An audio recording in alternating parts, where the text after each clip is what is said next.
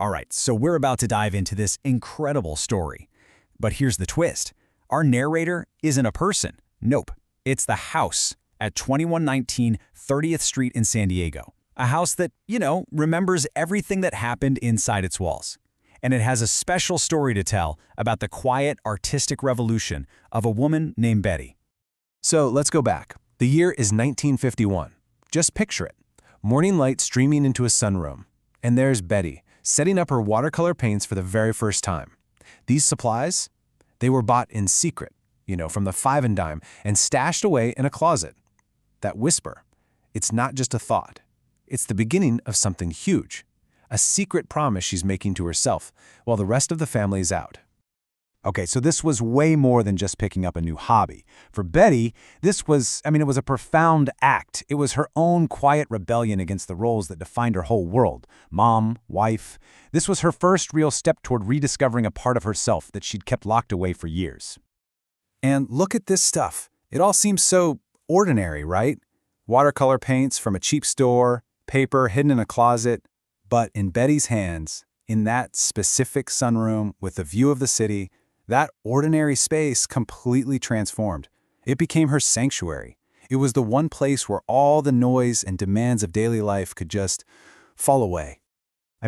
Just think about what that really meant. In that room, she wasn't mom, she wasn't wife, she wasn't the person worried about picking up socks or what's for dinner. Nope. Here, with her paints and the sunlight, she could just be Betty. That is such a powerful act of reclaiming who you are, isn't it? And you can literally see her confidence growing. Step by step, it all started with those secret painting sessions. Then she got a little bolder, She started going out on Saturdays to paint scenes around San Diego, and that led her to discover this amazing art form, copper enameling. And get this, with her husband Fred's support, she even set up a small kiln right there in her sanctuary. Every single step was a move away from that secrecy and towards a real sense of purpose. But, life has a way of throwing you a curveball, doesn't it? And in 1955, everything changed. Her artistic journey, which was really just starting to take off, was about to be put on a long, long pause. 13 years. Can you believe that? That is how long her art supplies just sat there, waiting. After her son Scott was born, the demands of a growing family, they just took over. The sunroom fell silent again. 13 years. Wow. That is a long time for a dream to wait on the back burner. And as she's packing everything away, her tools, her kiln, she makes another promise. This time to the house. Just for now. Man, that is just such a beautiful, heartbreaking thing to say. It's filled with sadness for sure, but also so much hope. It's not goodbye forever. It's a promise that one day she would be back. In this timeline, it really just lays it all out, doesn't it? You see the beginning in 51, the long pause kicks in 55, and then bam, after that entire 13-year gap, she's back in 1968. It just shows you the incredible patience and persistence this dream of hers required. And when she finally came back to it, wow. It was nothing short of a renaissance. We're in 1968 now. Her older sons are out of the house, her youngest is more independent, and you can just feel that something reawakened in Betty. She took back her sunroom, and this time, things were going to be very different. Oh, I just love this. It's not a secret whisper anymore, is it? It's this confident greeting, like she's talking to an old friend. She is not asking for permission this time around. This is a reunion. She's plugging back into a core part of who she is, ready to start over, but with this whole new sense of purpose. So how different was she really? Well, the contrast is, it's just striking. The quiet, tentative artist from the 50s who was hiding her supplies, gone. In her place is the 1968 artist, confident, professional, creating for galleries and shows. She went from being someone who makes art to someone who is an artist with a capital A. And you could see it in everything she did.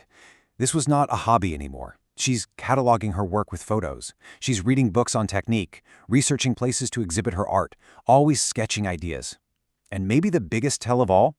The same woman who used to hide her paints was now leaving gallery announcements with her name on them, right out on the dining room table for everyone to see.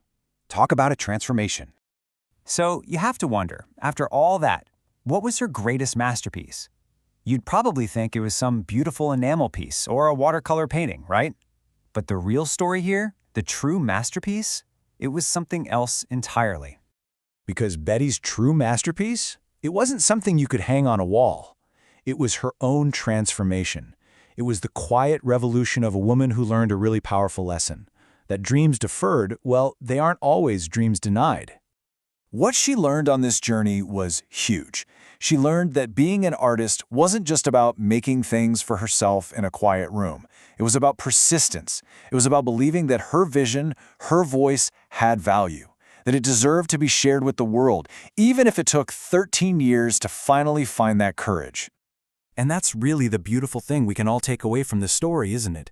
Dreams deferred aren't always dreams denied. Sometimes they're just waiting, waiting for the right season, the right moment, waiting to bloom into something even more incredible than you could have ever imagined. So Betty's incredible journey of patience and rediscovery, it really leaves us with one last thing to think about. A question for you, actually. What dream of yours is just waiting for its right moment to bloom?